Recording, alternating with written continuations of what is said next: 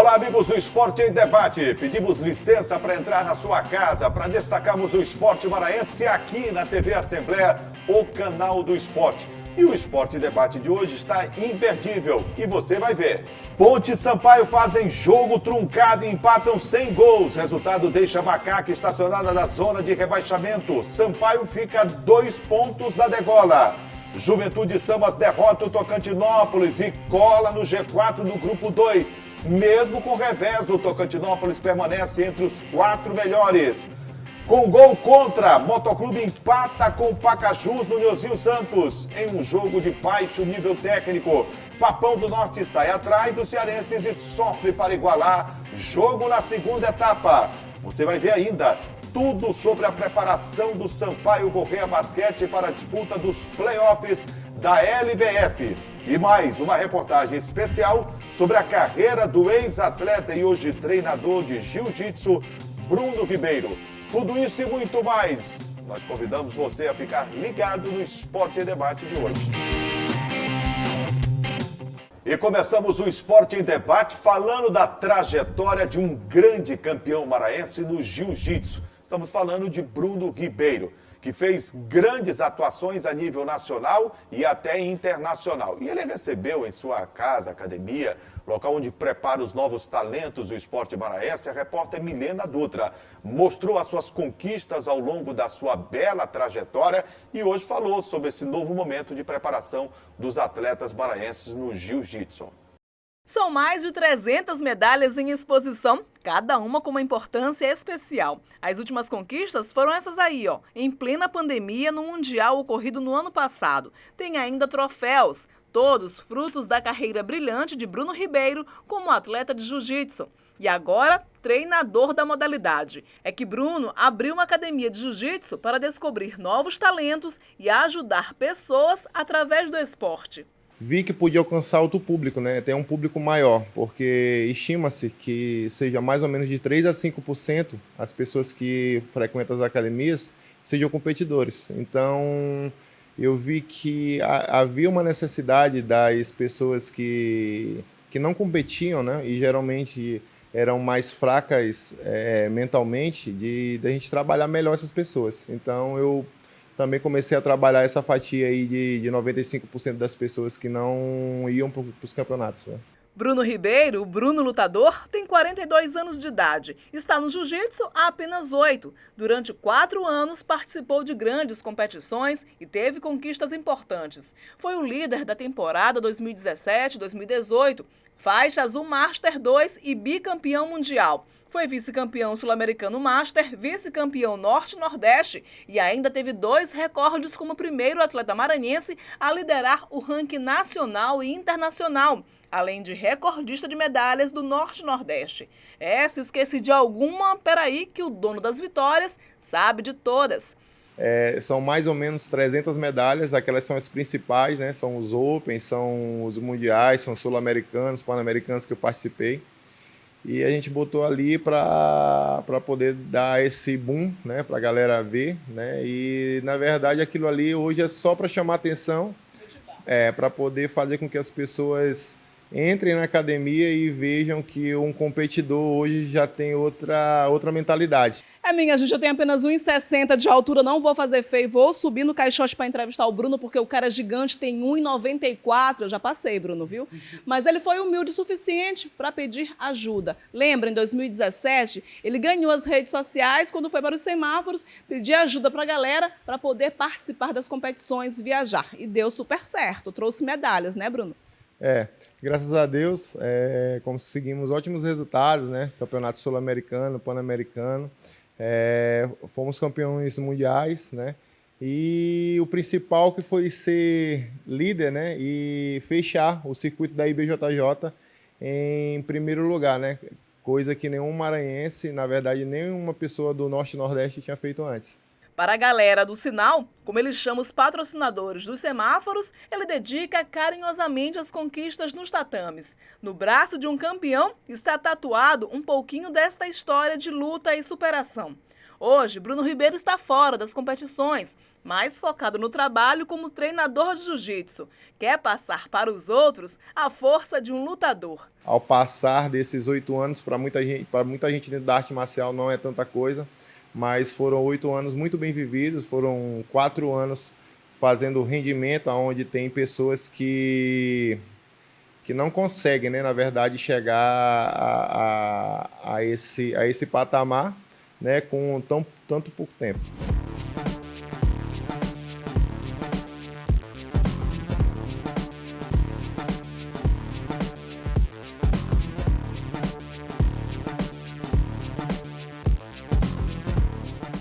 Que legal essa reportagem da Bilena Dutra, ao lado do Gregório Dantas. Tudo bem, Greg? Tudo bem, Jurinho? Bruno Ribeiro, olha, o que ele tem de medalha, de conquistas, é uma coisa muito legal, né, Greg? Verdade, Jurinho. Muitas vezes campeão. Sim. E um nome que a gente precisa destacar, já que ele também faz parte de uma geração aí que busca trabalhar os novos talentos do esporte maranhense no jiu-jitsu. Né? Exatamente, né? E aqui fica nosso reconhecimento ao Bruno Ribeiro. A gente tem até a presença do nosso amigo Ricardo, que foi lá na casa/academia do Bruno Ribeiro. No bairro da Coab. O Ricardo ficou encantado com o Bruno Ribeiro e com as ficou. conquistas dele. Exato, a Academia Dinossauros, ali perto do Fast Lunch, Jurinho, que você conhece bastante, né? Ali no Coab Anil, né? Da casa Nossa da minha região, mãe, nossa região ali na Coab Anil, Itapiracó. O Bruno dispensa comentários. 42 anos, quase 2 metros de altura, Jurinho. Começou tarde no jiu-jitsu, viu? Começou no jiu-jitsu já com os seus 36 anos, olha lá. Né? Então foram 8 anos participando de competições pelo Brasil, pelo mundo. Teve resultados importantíssimos, impressionantes.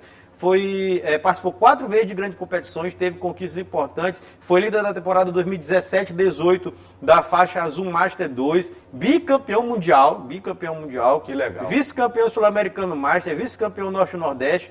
2 recordes como atleta maranhense a liderar o ranking nacional e o ranking internacional, além de recordista de medalhas no Norte e Nordeste. Tudo isso o Bruno conseguiu, né? A Milena conversou com ele, como você pode acompanhar aí na reportagem. O Ricardo esteve presente lá e hoje ele passou por esse momento de atleta para agora o momento de treinador. Ele uma transição, né? Isso. Que todo atleta acaba passando.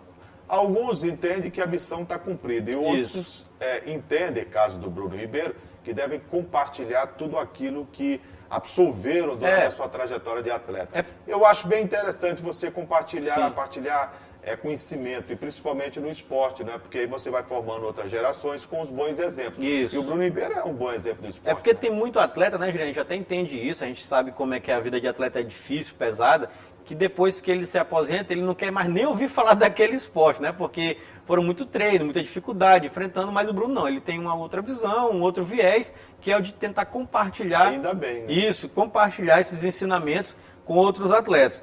Teve um fato interessante do Bruno, quem é morador aqui de São Luís, sabe, já pôde acompanhar, o Bruno, com certeza vocês viram isso.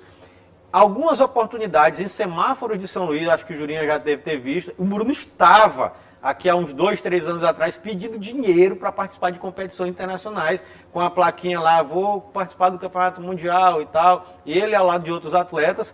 Isso teve uma comoção, uma repercussão muito grande em São Luís naquela época. Me lembro. Isso. E muitos outros atletas acabaram fazendo isso. Copiando, né? Viajar. Para poder viajar. Para poder representar o nosso estado. Isso, eu me lembro até do caso que, só não me engano, só não vou me lembrar certamente o ano, não sei se foi 2018, 2019, que ele não conseguiu o apoio da Secretaria Estadual de Esportes, né? E teve que partir para isso, para tentar... pelo sinal, vamos dizer assim, pela caridade do próximo, né, dos moradores de São Luís, nos sinais, nos semáforos da cidade, conseguiu dinheiro para poder viajar e participar dessas competições internacionais. Isso inspirou diversos atletas do Maranhão, né, para fazer esse tipo de ação, né, Jurinho? E tentar chegar nas competições nacionais e nas competições internacionais. Olha só, mas a gente tem que parabenizar, né? Parabéns mesmo ao Bruno Ribeiro. por essa iniciativa, Sim. que é muito boa, muito interessante. Você partilhar conhecimentos, compartilhar aquilo que absorveu durante toda a carreira, querer Verdade. ajudar, formar novos talentos. É o que a gente quer ver no esporte. O esporte é lindo, é maravilhoso por todas essas questões. Sim. Então, quando você tem a oportunidade de ajudar as novas gerações, crianças, adolescentes, faz muito bem. O esporte sobrevive de ações como essa, Greg. Exatamente. E a gente fica nosso reconhecimento, nossos parabéns ao Bruno por essa iniciativa aqui do Esporte em Debate. E a gente sempre destaca, né, que o nosso programa, o Esporte em Debate, aqui já está quase 7 anos no ar, né, Jurinha? Tem esse objetivo, né? Mostrar Dar ações visibilidade como aos essa. invisíveis. Isso, mostrar ações como essa do Bruno, claro, que além de que a gente sempre faz aqui, né? Falar do futebol maranhense, do esporte maranhense como um todo, mas o importante é dar visibilidade aos invisíveis. Depois do intervalo, com a programação definida da LBF, o Sampaio Corrêa Basquete se prepara para os compromissos do play-off diante do Esporte Clube do Recife. Segura aí que daqui a pouco a gente conta essa história toda para você.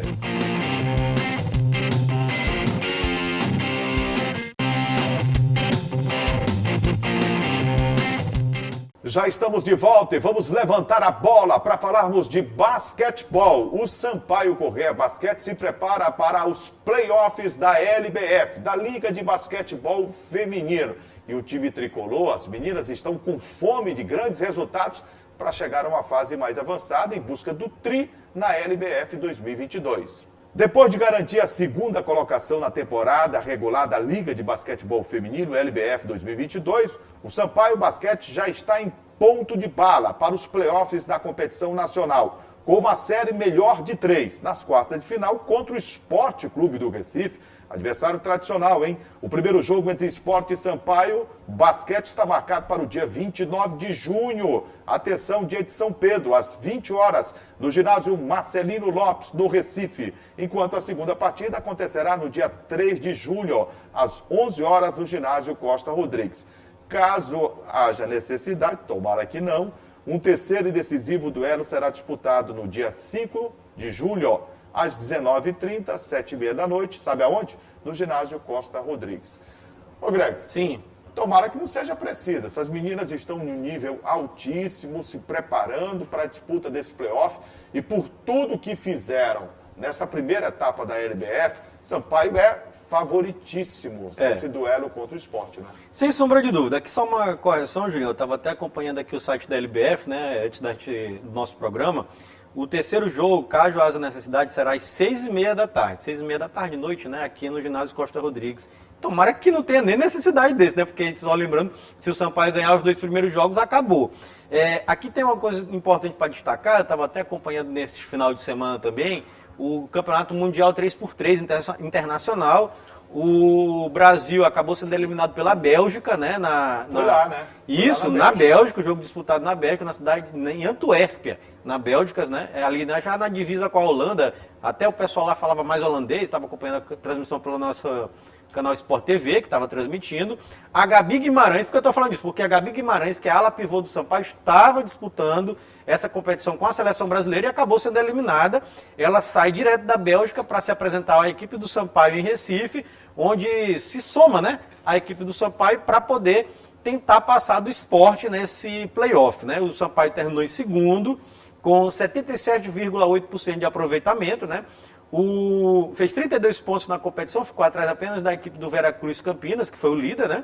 E o Sport, Juninho, que terminou em sétimo, teve 24 pontos e um aproveitamento de 41,2%. A gente lembra que o Sampaio ganhou o Sport às duas, né? Na primeira fase da competição, então é amplo favorito. Mas eu lembro para você que agora é um outro campeonato. Isso, é outro campeonato. É uma outra história. Esse playoff, né? É uma outra competição dentro da mesma competição de LBF. O que passou, passou. O Sampaio ganhou, ótimo, mas não voltará. Não. Só precisa fazer acontecer agora. Exatamente. E a gente destaca, Julinha, que o Sampaio vai em busca do seu tricampeonato nacional, né? O Sampaio é bicampeão da LBF, foi campeão na temporada 15-16, né, que foi aquela que começava no ano e terminava no outro, depois teve aquela mudança que sempre agora começa dia 8 de março, né, que é o Dia Internacional da Mulher, e ganhou também em 2019, né, naquele último campeonato antes da pandemia. E aí então o Sampaio vai em busca do seu tricampeonato. O Sport, como o Jurinha disse, é uma equipe muito tradicional, ganhou a LBF, inclusive, em 2013, então é uma equipe também campeã. Então teremos um confronto de campeões, né? 2 equipes campeãs, para tentar ver quem passa para a próxima fase. A gente destaca o seguinte, Jurinho, que depois dessa fase tem uma semifinal, que é novamente um playoff de 3, e a final muda, a regra da LBF muda. Na final são 5 jogos, né? Para quem conhecer, para a gente conhecer o campeão da temporada 2022. Depois do intervalo, destaque para o futebol. Vamos falar da trajetória dos maranhenses no final de semana nas séries B e D do Campeonato Brasileiro. Segura aí que daqui a pouco a gente volta.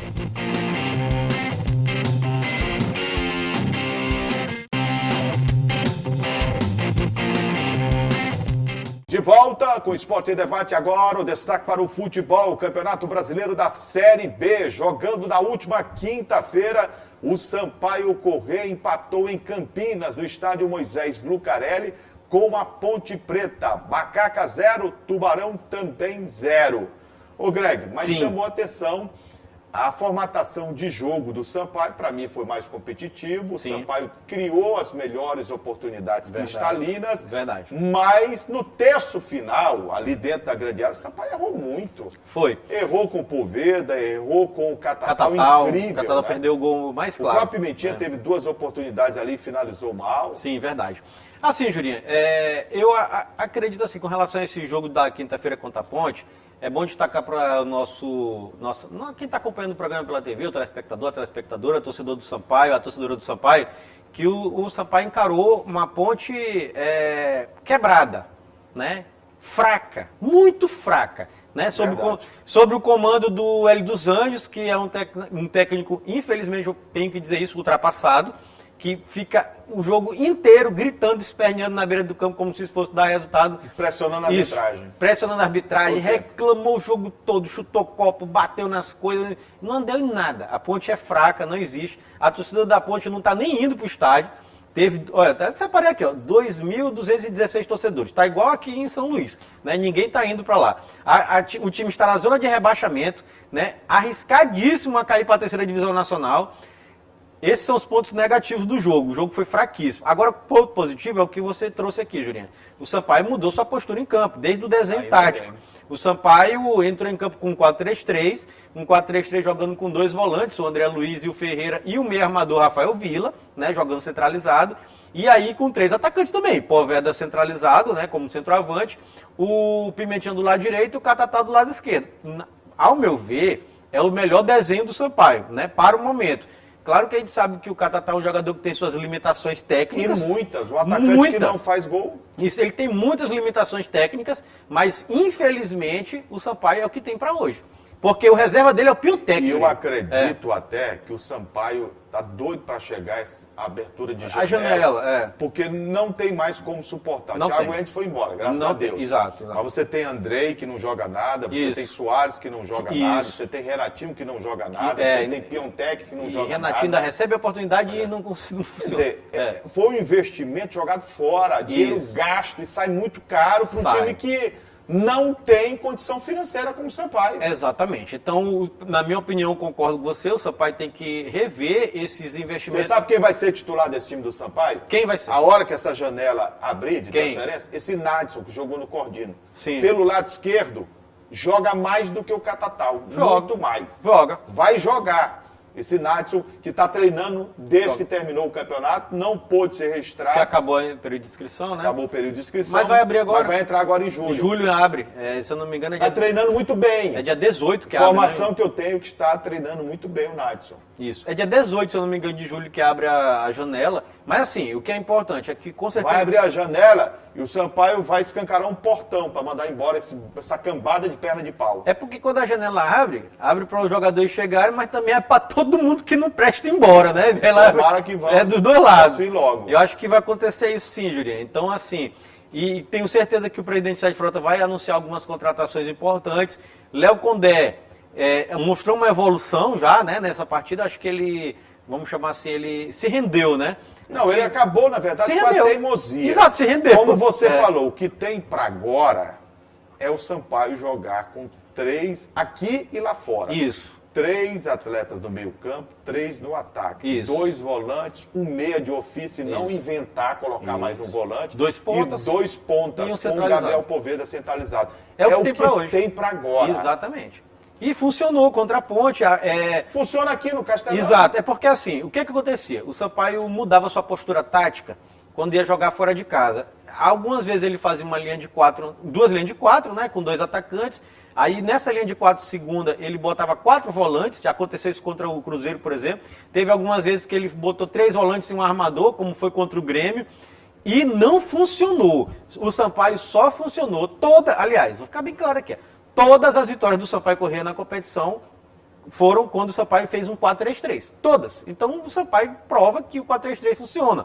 Então o que aconteceu? O Léo Condé se rendeu, botou fora de casa a formação que dá certo aqui e o Sampaio conseguiu um resultado importante contra a Ponte e um empate. Ô Greg, vamos falar de Série D do Campeonato Brasileiro. É importante a recuperação do Juventude Samas na competição. O time já há 4 rodadas não perde, ganhou o Tocantinópolis agora, jogando no final de semana fora de casa, pelo placar de 1-0. Sim. E por um instante esteve no G4. Foi. Agora o curioso é que 2 vezes ele estiver lá no G4 e o resultado do Moto não ajudou. Foi. Não ajudou o Moto em Tocantinópolis, não ajudou o Moto em Pacajus. Foi.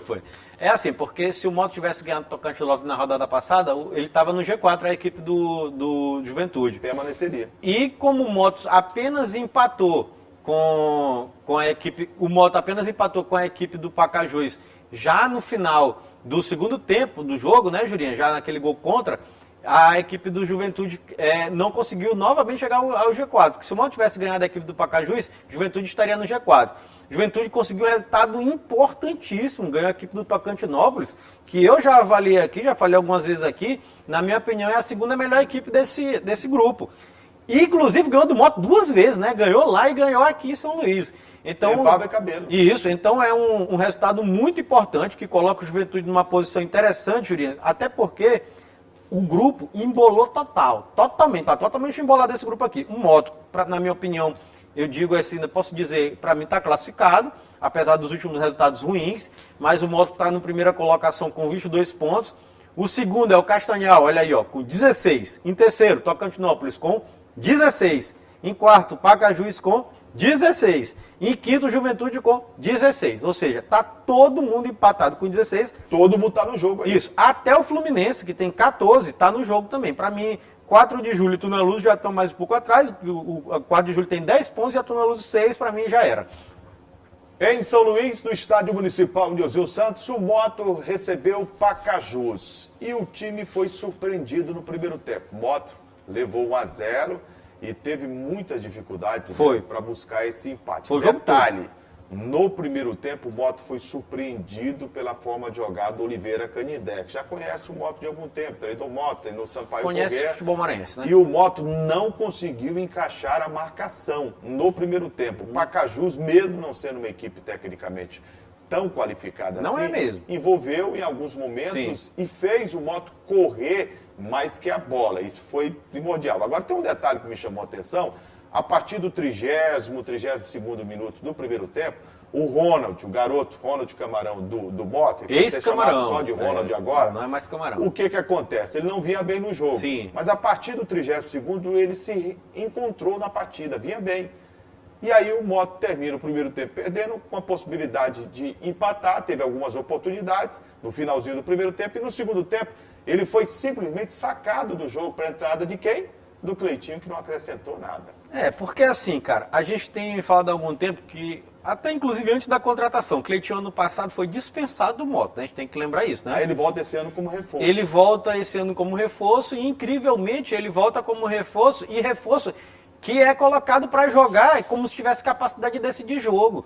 Cleitinho não decide jogo, Jurinha, desde que ele jogava no Sampaio, que eu me lembre. Faz tempo. Olha, faz tempo, teve até um ano que ele fez, você vai lembrar disso, o gol, até que queria ser indicado o gol Puskas, né? Gol contra o Bahia. Isso, mas não foi indicado, mas poderia ter sido mesmo, que realmente foi um golaço. Aquela foi a última vez que eu vi Cleitinho jogar uma bola assim para merecer uma condição de titular de um time grande do Maranhão. Há muito tempo ele não joga. Isso, há muito tempo ele não joga. Para mim, que é a verdade, todo respeito, já passou. Não, já passou. Já passou, concordo. Pode até compor elenco, não sei, de uma Série D até vai. Compor elenco de uma Série D. Mas ser titular, não dá. O Moto perdeu, foi a chance. O Moto precisa de um camisa 10. A diretoria anunciou que está contratando até esta terça-feira. Isso. Um zagueiro e um camisa 10. O camisa 10 estava aqui, está aqui.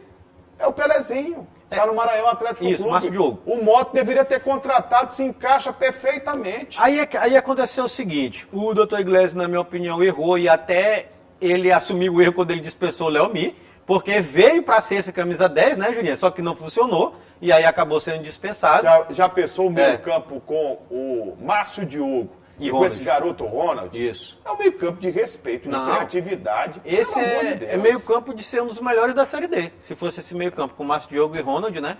Aí com o Jair e Nailson, né? E fazia 2 atacantes. Esse Jair joga muita bola. Joga. Viu? Jair tem um detalhe. É diferenciado. A hora que essa janela abrir, você falou ainda há pouco em jogadores contratados, jogadores que devem sair. É porque quando a janela abre... O Moto tem 2 jogadores, aliás, 3, que estão sendo pretendidos, e eu já tenho informação, por Vila Nova, por Guarani, Série pela B. China. Time de Série B e Internacional. Ronald, Isso. Mário Sérgio e o Jair.